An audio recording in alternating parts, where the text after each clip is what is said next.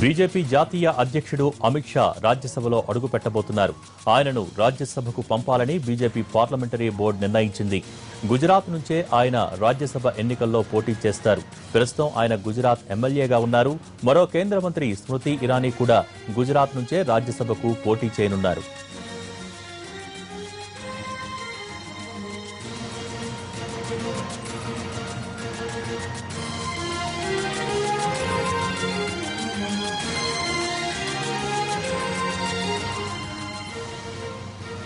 BJP జాతీయ అధ్యక్షుడు అమిత్ షా రాజ్యసభలో అడుగుపెట్టబోతున్నారు. ఆయనను రాజ్యసభకు పంపాలని బీజేపీ పార్లమెంటరీ బోర్డు నిర్ణయించింది.